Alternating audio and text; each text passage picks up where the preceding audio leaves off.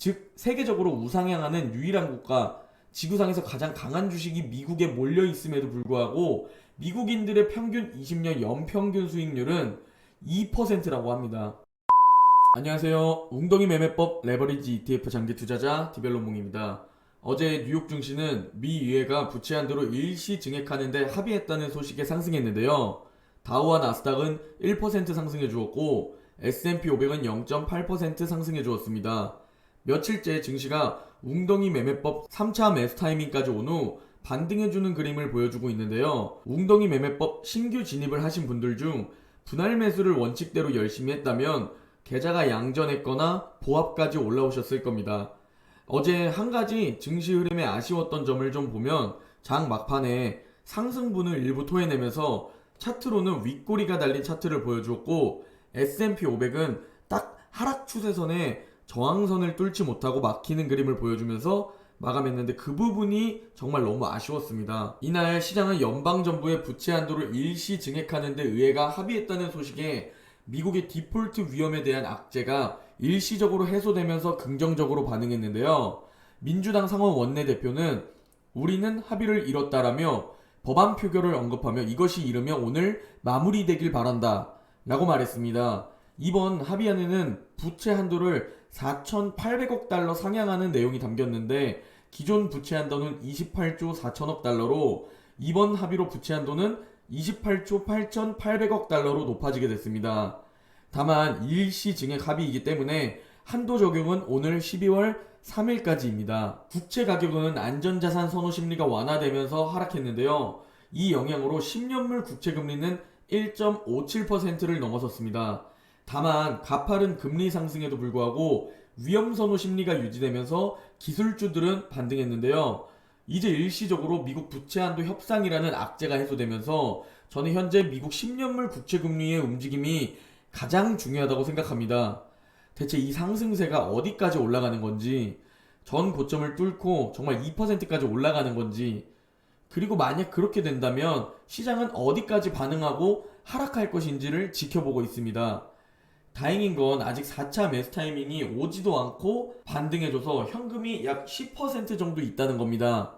열심히 일해서 얼른 또 적립통 현금을 늘려나가야겠네요. 다행히 고용지표는 개선되는 모습을 보여주면서 스태그플레이션에 대한 우려도 조금씩 사라지는 듯 보이는데요. 전날 발표된 9월 민간 고용이 시장 예상치를 웃돈 가운데 이날 발표된 주간 실업보험 청구자 수도 예상보다 줄어든 것으로 나타났습니다. 미 노동부는 주간 실업보험 청구자 수가 전주보다 3만 8천 명 감소한 32만 6천 명으로 집계됐다고 발표했는데요.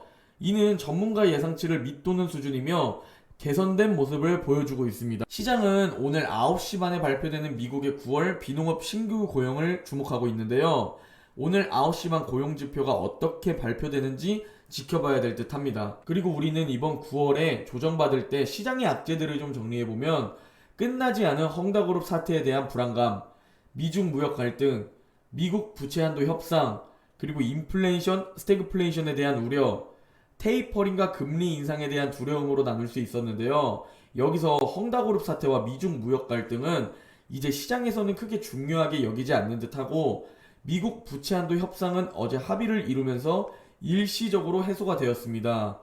그러면 이제 남은 게 인플레이션 우려와 테이퍼링과 금리 인상에 대한 조정 두려움입니다. 그리고 이는 10년물 국채금리 움직임과도 연관이 있습니다. 결국 지금은 10년물 국채금리에 따라 증시가 움직이지 않을까? 라는 생각을 해보고 있습니다. 금일 공포지수는 34로 어제 27보다 많이 올라왔는데요. 이제 조금씩 상승해주지 않을까? 라는 생각을 하고 있는 듯 합니다. 그리고 어제 맵을 좀 살펴보면 다시 초록초록한 맵을 볼 수 있습니다. 유틸리티를 제외한 10개 업종이 모두 상승해 주었고요. 그리고 오늘 넷플릭스와 페이스북의 하락이 눈에 띄는데요. 넷플릭스의 주가는 오징어 게임 효과에 장중 사상 최고치를 경신했으나 고점 부담과 최근 상승에 대한 차익 실현 매물이 나오면서 1% 하락세로 마감했습니다. 그리고 페이스북은 최근 내부 작업할 및 여러 악재들이 한 번에 터지면서 페이스북의 평판이 많이 내려갔다는 지적이 나오면서 1% 하락세로 마감했습니다. 전문가들은 부채 한도 협상이 일단락된 것으로 보이지만 완전히 해결된 것은 아닌 만큼 상황을 계속 주시해야 할 것이라고 조언했는데요. UBS의 보고서에서는 부채 한도의 일시적인 합의로 관심이 12월로 이동하면서 앞으로 몇 주간 부채 한도와 관련한 시장 변동성은 줄어들 것이라고 말했고, 또 현재 상황에 대해 전문가들은 상원 지도부의 전날 제안은 지속 가능한 해법은 아니며 잠재적 재앙을 피하기 위한 일시적인 조치에 불과하다라며 그저 작은 긍정적 소식이라고 평가했습니다. 오늘 저도 공부를 하다가 재미있는 자료가 있어서 좀 가지고 왔는데요. 우리 서학개미들은 대체 9월 조정장에 어떤 종목들을 담았는지 봤더니 1위가 TQQQ라고 합니다. 나스닥 세배 레버리지 TQQQ가 순매수 1위를 차지했고 우리나라 사람들은 야수인 것을 증명하는 듯 하네요. 그리고 2위가 알파벳, 구글이고 3위가 마이크로소프트입니다. 알파벳과 마이크로소프트는 제가 업로드한 지난주 영상 이번 9월 하락장에서 개별 종목 탑3 라는 영상으로 2위와 1위로 언급드렸던 종목들인데 영상 속 3위는 ASML이었고요. 다시 자료로 돌아와서 순매수 4위는 SPY입니다. 그리고 5위는 야수의 종목 항생 차이나 엔터프라이즈 인덱스 ETF고요. 6위는 QQQ, 7위는 ASML, 그리고 8위는 애플, 9위는 루시드, 10위는 페이스북입니다. 이를 보면 기술주가 대부분을 차지한다는 것을 알 수 있는데요. 작년과 올해 초에는 중소형주가 많이 보였는데 이번 달에는 루시드만 보이고 나머지는 ETF와 기술주네요. 특히 1위 TQQQ가 정말 인상 깊습니다. 다들 멘탈이 정말 좋으신 듯한데요. 전 사실 솔직한 심정으로 리먼 브라더스와 같은 사태가 오면 제가 3배는 죽어도 못 버틸 것 같다는 생각을 하고 있습니다. 그래서 2배는 웅덩이 매매법 장기 투자 버전으로 적립식 투자를 하고 있고 3배는 웅덩이 매매법 스윙 투자 버전으로 비중을 조금 낮춰서 제 매수와 매도 욕구를 채워주고 있죠. 개인적으로 정말 수익률도 좋고 우리가 혼자가 아닌 함께 웅덩이 매매법을 하며 버틸 수 있는 최대 리스크의 마지노선을 가지고 있다고 생각하는 QLD가 없는 것이 좀 아쉬웠습니다. 그리고 ETF와 ETM만 본다면 순매수 1위는 TQQQ, 2위는 반도체 세배 레버리지 SOXL, 3위는 FNGU, 4위는 QQQ, 마지막 5위는 제가 가장 추천드리는 QLD입니다. 오늘 왜 지금 이 정보들을 가지고 왔냐면 세배 장기 투자는 현실적으로 99%의 사람들은 불가능하다는 것을 말씀드리고 싶어서 가지고 왔는데요. 사실 현재 난 세배 종목으로도 무조건 장기 투자할 수 있다는 분들이 대부분이실 겁니다. 제 영상에 댓글을 달아주신 분의 자료를 가지고 왔는데요. 뱅가드의 조사 결과에 따르면 5년 이상 장기 투자할 시 QQQ의 변동성은 약 20%, 그리고 QLD의 변동성은 약 40%라고 합니다. 이 조사 결과에서 눈여겨봐야 할 것은 현실적으로 변동성이 15% 정도인 종목에는 장기 투자 확률이 높아지는 것으로 조사되었다고 하는데요. 그리고 이것은 수익률과 아무런 관계가 없이 종목의 변동성으로 인해 장기 투자가 거의 성공하지 못하는 것으로 조사되었다고 합니다. 즉 세계적으로 우상향하는 유일한 국가, 지구상에서 가장 강한 주식이 미국에 몰려 있음에도 불구하고 미국인들의 평균 20년 연평균 수익률은 2%라고 합니다. 그리고 재미있는 건 이 와중에 20년 장기 투자를 하는 사람들 중 연평균 6%였던 사람은 스파이에 투자한 사람이었고 연평균 10%였던 투자자는 QQQ에 투자했던 사람이라고 합니다. 역시 이 통계를 보면 과유불급이라는 생각이 드는데요. 확률 높은 길이 있는데도 20년 장기 투자 연평균 수익률이 2%인 것을 보면 장기 투자를 실제로 성공하기 위한 길은 정말 어렵다는 것을 다시 한번 느끼고 멘탈이 정말 중요하다는 것을 다시 한번 느낍니다.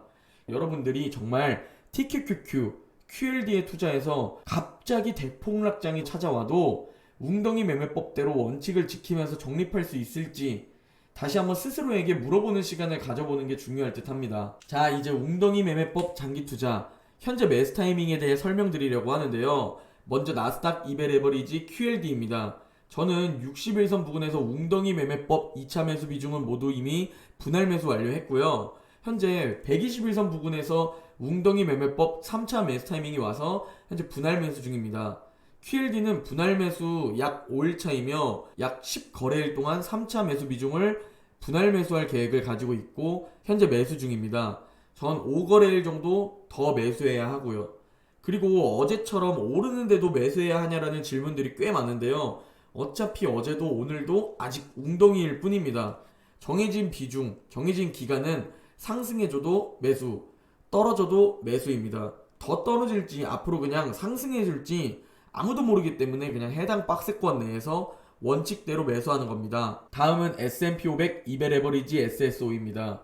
QLD와 마찬가지로 SSO 역시 웅덩이 매매법 2차 매수 타이밍에서의 분할 매수는 모두 끝났고요. 그리고 현재 3차 분할 매수 중이고 QLD는 5일차, SSO는 6일차입니다. 어제 갭상승이 나왔지만 앞으로의 실제 장기 투자 실현을 위해 원칙대로 매수하셨기를 바랍니다.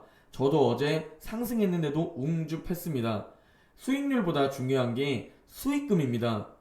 수익률 200%인데 100만원을 버는 것보다 수익률 50%여도 3천만원을 버는 게 더 많이 버는 겁니다. 수익률 생각하지 말고 수익금을 생각하면서 열심히 줍줍하시길 바랍니다.